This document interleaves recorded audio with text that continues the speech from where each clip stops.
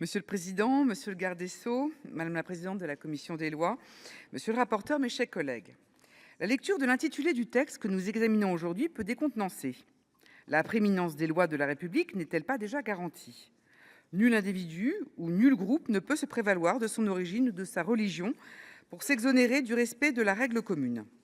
Cette courte phrase rappelle ce qui est le cœur même du pacte républicain, l'universalité de la loi. La loi doit être la même pour tous, soit qu'elle protège, soit qu'elle punisse, comme le proclame l'article 6 de la Déclaration des droits de l'homme et du citoyen. C'est cette égalité devant la loi qui fonde la cohésion nationale et qui permet à des citoyens aux origines, aux convictions ou aux croyances différentes de vivre ensemble dans le respect mutuel. L'article 1er de notre Constitution dispose que notre République assure l'égalité devant la loi de tous les citoyens sans distinction d'origine, de race ou de religion. Il s'agit tant de préserver la cohésion de notre nation que de protéger les individus face à l'État. Le texte que nous examinons aujourd'hui propose d'expliciter le fait que la règle commune s'applique à tous les citoyens. L'ambition simple et essentielle de cette proposition de loi constitutionnelle devrait tous nous rassembler. Hélas, ce n'est pas le cas. Nous ne pouvons pas ignorer les tensions qui traversent notre société. Des enseignants, des élus, des agents publics sont aujourd'hui confrontés à des contestations de principes sur des sujets relevant pourtant du droit commun. La mixité, la neutralité, les programmes scolaires ou encore les règles du service public. Au-delà de l'école, devenue une cible privilégiée, les entreprises ou les associations font également l'objet de revendications communautaristes de plus en plus pressantes. En progression dans tous les secteurs de la vie quotidienne, ces dérives sont devenues très préoccupantes. Elles traduisent, chez une partie de nos concitoyens, le sentiment qu'il serait légitime de faire prévaloir une appartenance particulière sur l'application de nos lois. Il s'agit là d'une menace particulièrement dangereuse pour notre République.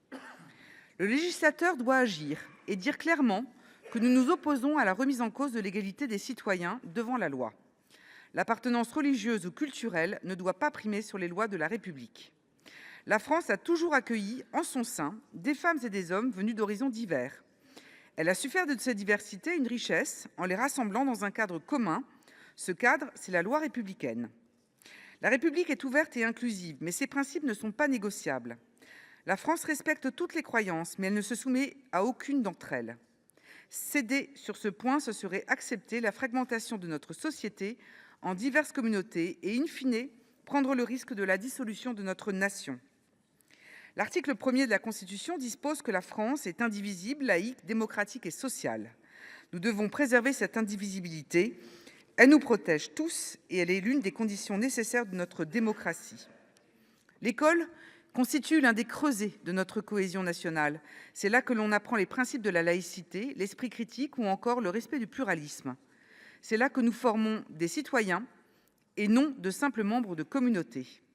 Nous devons soutenir nos enseignants dans cette mission, leur donner les moyens et la protection nécessaires pour qu'ils puissent la mener sans peur.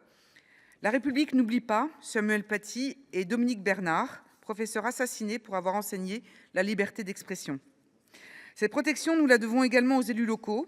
La République n'accepte pas que les maires soient menacés lorsqu'ils font respecter les règles du service public.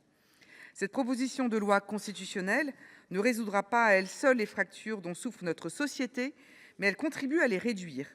La prééminence de la loi exige un effort constant, et notamment au moment de son application.